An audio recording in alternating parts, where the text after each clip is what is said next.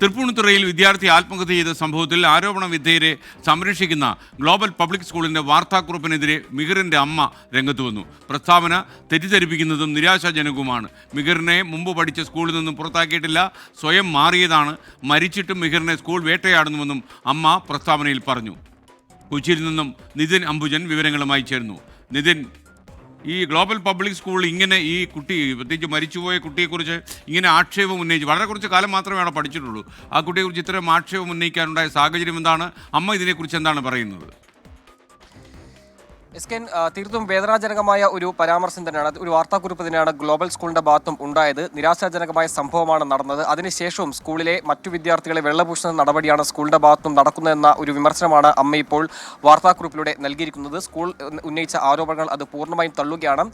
മുൻപ് പഠിച്ച സ്കൂളിലെ സ്ഥിരം പ്രശ്നക്കാരനായിരുന്നു മിഹിർ എന്ന ഒരു ആരോപണമാണ് ഇന്ന് ഗ്ലോബൽ പബ്ലിക് സ്കൂൾ നടത്തിയത്. മാത്രമല്ല, നേരത്തെ അവിടെ നിന്ന് TC വാങ്ങി പറഞ്ഞു വിട്ടിരുന്നു. പക്ഷേ ഈ ആരോപണങ്ങളെല്ലാം തള്ളുകയാണ്. കാരണം സ്കൂളിന്റെ നേരത്തെ തന്നെ, അതായത് മുൻപ് പഠിച്ച സ്കൂളിൽ തന്നെ തുടരാൻ അവർ ആവശ്യപ്പെട്ടിരുന്നു. പക്ഷേ അവിടെ നിന്ന് TC വാങ്ങി സ്വയം മറ്റു സ്കൂളിലേക്ക്, അതായത് ഈ തൃപ്പൂണിത്തുറ സ്കൂളിലേക്ക് മിഹിർ വരികയായിരുന്നു എന്നാണ് ഇന്നിപ്പോൾ വാർത്താക്കുറിപ്പിലൂടെ വ്യക്തമാക്കിയിരിക്കുന്നത്. അതോടൊപ്പം തന്നെ നേരത്തെ ഉന്നയിച്ച ആരോപണങ്ങൾ അത് പൂർണ്ണമായും തെറ്റാണ്.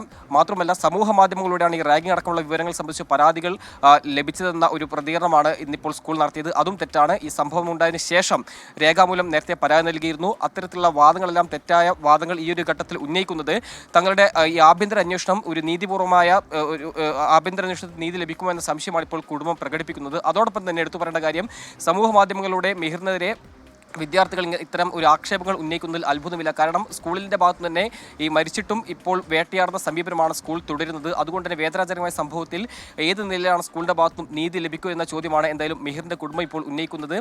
നമുക്കറിയാം, ഇന്ന് കുടുംബത്തിനെതിരെ, പ്രത്യേകിച്ച് മിഹിറിനെതിരെ വലിയ ആക്ഷേപമാണ് സ്കൂൾ ഉന്നയിച്ചത്. അതിനെതിരെ രൂക്ഷ വിമർശനമാണ് എന്തായാലും ഇപ്പോൾ മിഹിറിൻ്റെ അമ്മ ഈ ഒരു വാർത്താക്കുറിപ്പിലൂടെ പുറത്തുവിട്ടിരിക്കുന്നത്. എന്തായാലും ചില പ്രധാനപ്പെട്ട കാര്യങ്ങൾ ഉന്നയിച്ചിരിക്കുന്നത്, മിഹിർ മരിച്ചതിന് പിന്നാലെ ജനുവരി 23-നാണ് പരാതി നൽകിയിരിക്കുന്നത്.